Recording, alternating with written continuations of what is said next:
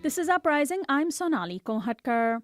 U.S. Secretary of State John Kerry met with Central American heads of state this week to address the crisis of undocumented children migrating to the United States.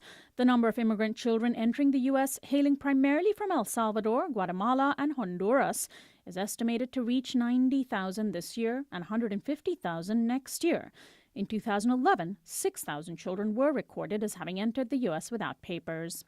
A bus carrying 140 undocumented immigrants, including mothers and children, attempted to arrive in the Southern California city of Murrieta yesterday, but were turned back by over 100 angry protesters chanting USA, USA. The majority of undocumented children are currently being held in facilities in Texas. President Obama has requested $2 billion in emergency funding to fast-track the processing of the children and deport them back to their homelands. The White House is hoping to override the 2008 Trafficking Victims Protection Act passed under President Bush. The UN High Commission on Refugees published a report earlier this year that found that at least 58% of children may qualify as refugees. In fact, some members of Congress, including Republican Senator John McCain, have urged the creation of refugee application programs in the Central American countries. There have been many attempts to explain the sharp increase in children at the border, including a rise in organized crime in their home countries, the ongoing drug war, and impoverishment. But some U.S. officials have simply urged parents not to send their children on a perilous journey. My guest is Suyapa Portillo. She is an assistant professor of Chicano-Latino Transnational Studies at Pitzer College, and she joins me in studio now. Welcome to Uprising. Thanks for having me. Well, first, how do you explain why these children are coming in such high numbers and why now? I feel that a couple of things are going on in Central America. One is this is the result of free trade and sort of liberalization of the economy. CAFTA, right? A result of CAFTA. We're seeing The Central American Free Trade Agreement, where people are the local economies are completely destabilized. People are forced; they're not making ends meet, working for export processing zones, and parents are migrating and having to leave their kids behind.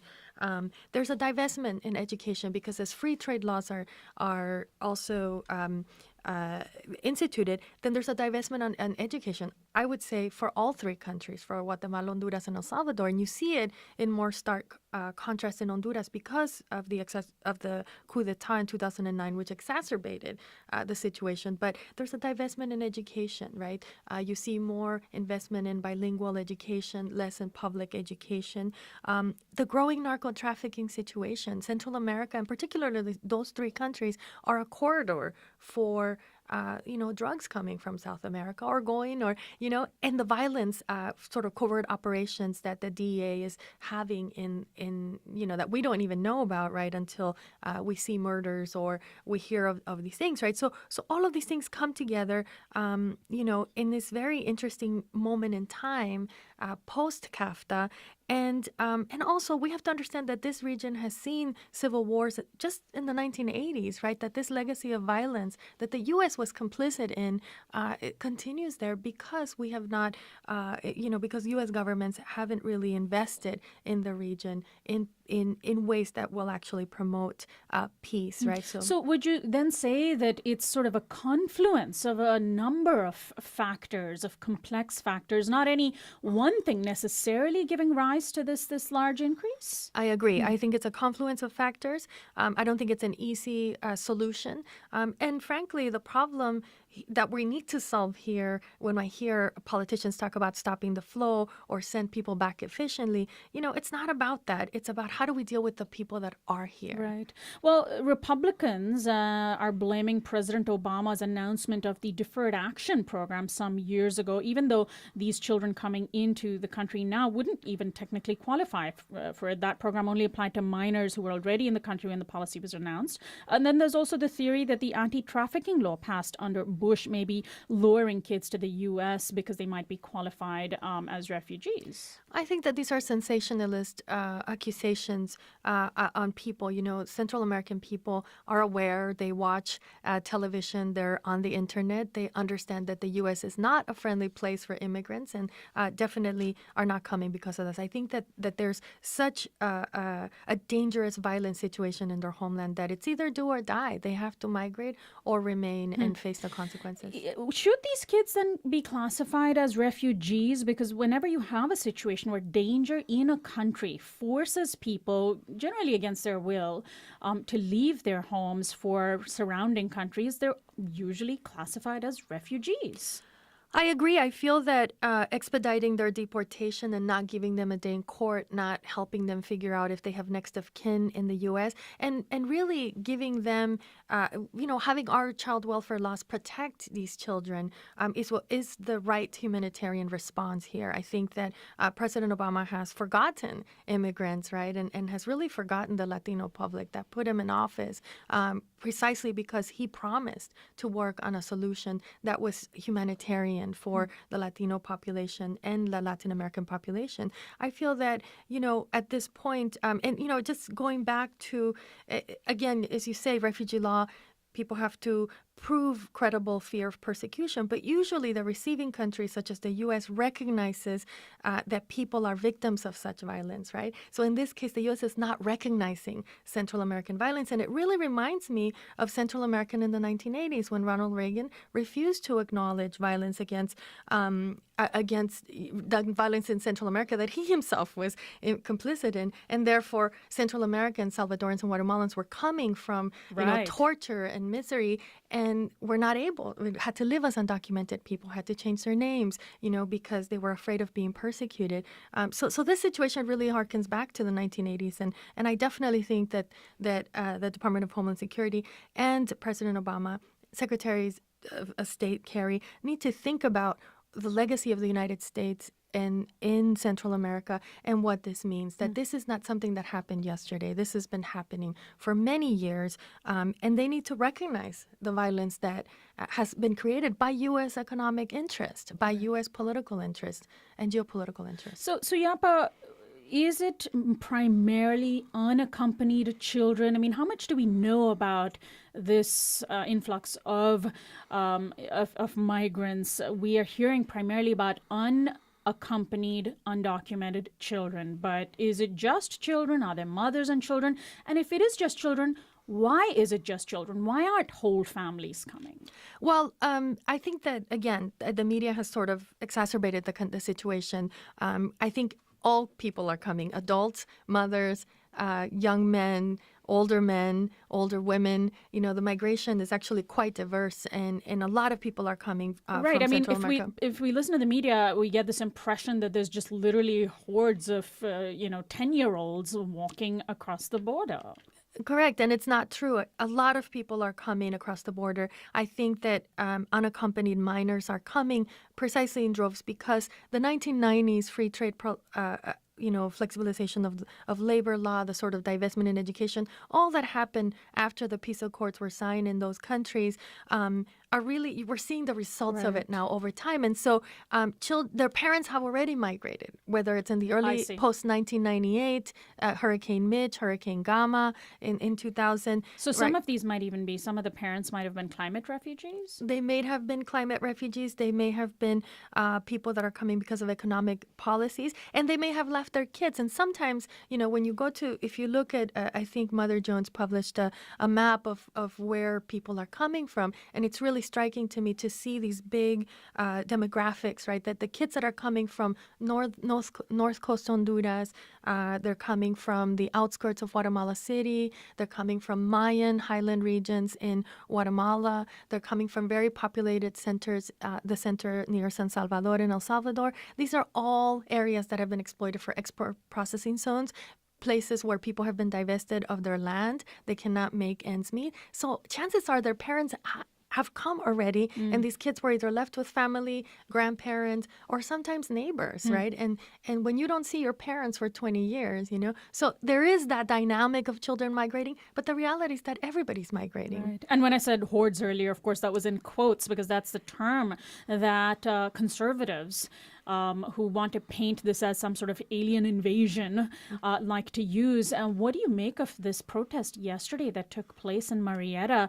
I watched a video of it, and it was just sort of that typical Tea Party feel, where people were carrying signs that said "Return to sender, go back to your own country." and they literally turned back this bus that was not in any way going to give amnesty to these kids, but was literally just simply wanting to process them legally. I think the media has exacerbated the situation, as I said earlier, but also nativism. Nativism is not something that's new to U.S. society. There's a lot of misinformation and ignorance about immigrants and who they are and why they're coming. There's a lot of Americans, U.S. citizens particularly, have forgotten that we are a global society, right? That when we invade countries in the Middle East or in Central America or in the Caribbean, or when we police or when we engaged in this sort of global policing of the world, that people are affected by that, right? So a lot of this nativism and sort of creates unreasonable xenophobia, and it's really based on ignorance. So I'm not surprised. I mean, we saw it with the Minutemen, and what we need to do is begin to educate the U.S. public on really what's going on internationally. Now, President Obama wants to bypass the anti-trafficking law that President Bush signed into law. This law requires that children be turned over to a, quote, suitable family member in the country and not sent back if they qualify as being trafficked. So I'm wondering, what is exactly happening to these children, and what does President Obama's desire to bypass this law mean? I think President Obama's desire to bypass the law, and it was earlier said out not just by the Republicans in attacking the situation and claiming that this is his fault for granting DACA, but also, Hillary Clinton came out earlier on saying that, we should send people back. So there's this idea that he wants to be seen as an enforcer, right? As someone that's not And his whole light. presidency has been marked by this desire to be seen as an enforcer. And I really think at this point he needs to do the right thing and the honorable thing. And this is a human rights crisis. We as a country go out into the world and say we respect human rights and we enforce other people to respect human rights. Yet in our border, we are not respecting human rights. We are actually causing disastrous problems. What is happening to the children? I mean, currently, of course, they're being held, the children who are coming in. But in general, and I mentioned 6,000 children came in 2011, when you have adults being apprehended at the border, they're often processed. I know it sort of varies in terms of the circumstance in which they're picked up. But if you take an adult back to the border and drop them off, they usually, unless they have a mental illness, can find their way back home.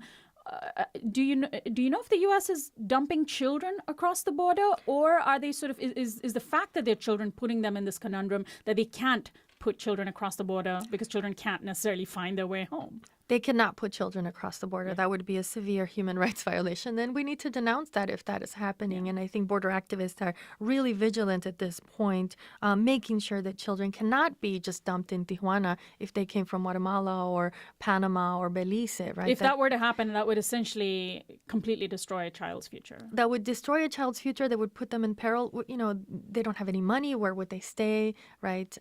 So this is actually, if this, we have to be very vigilant and prevent this from happening. I think that the 2008 law needs to be respected and enforced. I think that children are, that we need to expand the way that we look at trafficking as well. That, it's also needing to look at trafficking as look at the economic conditions that people are forced into, right, and the violence that people live crossing Mexico. I mean, this is not an easy feat.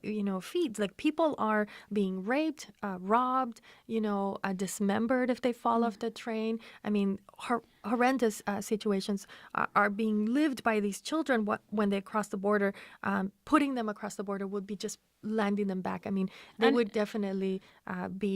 be even violating our own refugee law. Right. And even the attempt of finding a family member in the U.S. For unaccompanied children is probably not a very easy thing to do. Finally, what do you make of the approach by some U.S. officials, like the head of Homeland Security, Jay Johnson, who wrote an open letter just kind of lecturing parents to not send their kids, as if this thought hadn't occurred to parents that they're putting, that the children are in danger when they cross unaccompanied. I mean, it's kind of bizarre that they feel that this might actually work to tell parents, don't send your kids.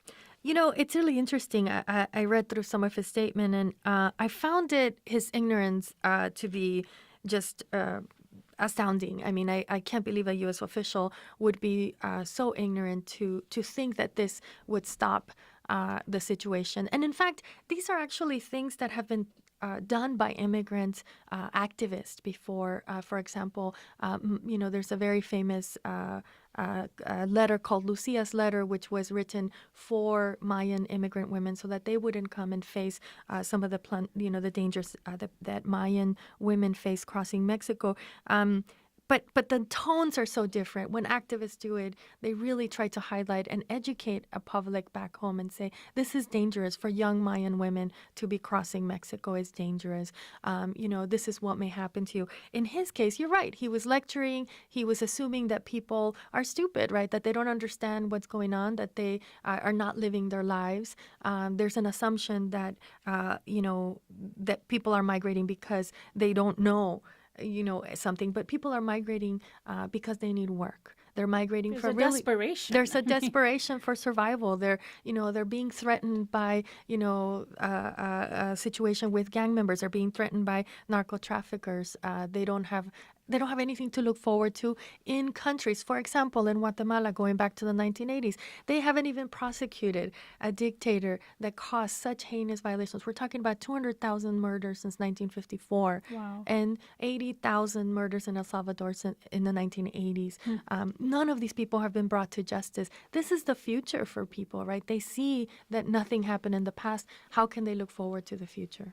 Suyapa Portillo, I want to thank you so much for helping us put these things into context, and thanks for joining us today. Thank you for having me. My